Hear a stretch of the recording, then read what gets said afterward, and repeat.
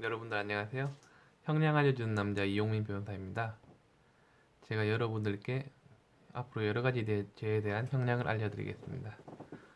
오늘 아침에 형사재판을 다녀왔는데 요즘 판사님, 검사님, 법원 공무원 분들 전부 다 마스크를 끼고 계시더군요.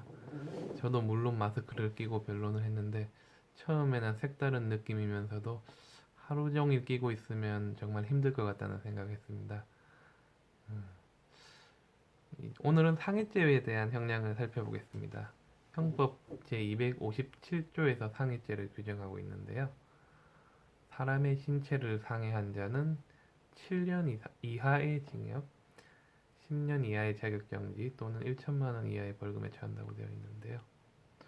자격정지는 거의 문제가 되는 경우가 별로 없으니까 실제형을 보면 7년 이하의 징역 또는 1천만 원 이하의 벌금이라고 되어 있는데요.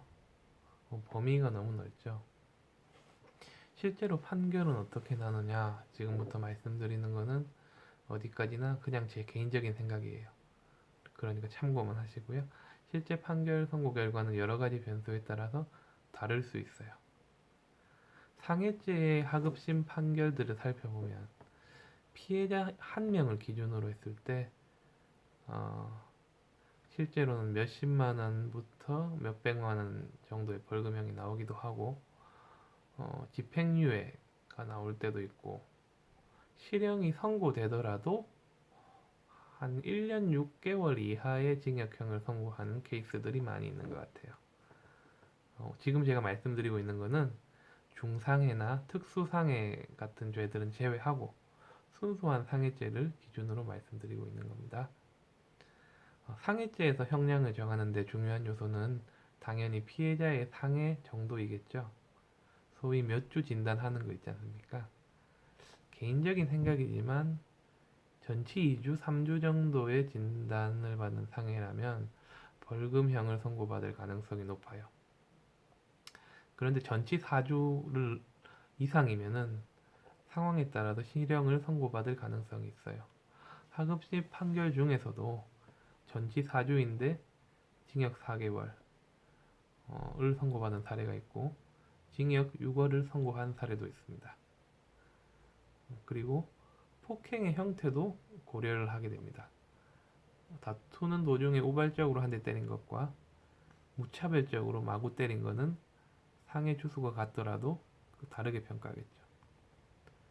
그리고 피해자가 노인, 어린이, 여성 등이라면은 보통의 사안보다는 좀 더 처벌을 강하게 합니다. 예전에 70대 노인을 소위 묻지마 폭행을 해서 좀 심한 상해를 입힌 사건에서 징역 1년 6월이 선고된 사례가 있어요. 또 참고할 만한 기사로 2017년의 기사였는데 사회적 약자에 대한 폭력을 행사해서 전치 4주 이상의 상해를 입힌 경우 초범이라도 구속 수사를 할 수 있는 그런 방침이 있다라는 그런 기사가 있고요.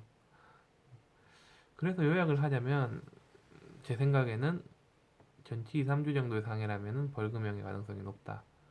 4주 이상이면 실형의 선고의 가능성이 있다. 약자를 대상으로 한 폭행은 처벌이 가중되고 폭행의 형태도 고려된다. 이 정도로 이해하시면 됩니다.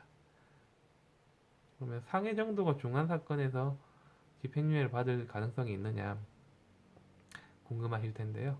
실무에서는 피고인에게 별로 전가가 없고 피해자가 한 명이라는 그 사정을 전제한다면 상해죄에서 합의가 되면 대부분 집행유예 이하로 나옵니다. 제가 형량검색기라는 앱을 개발하였는데요.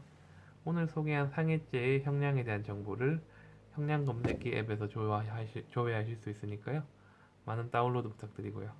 유튜브 채널 구독도 부탁드립니다. 말이 꼬이네요. 앞으로 다른 여러 죄에 대한 형량을 소개해드리겠습니다.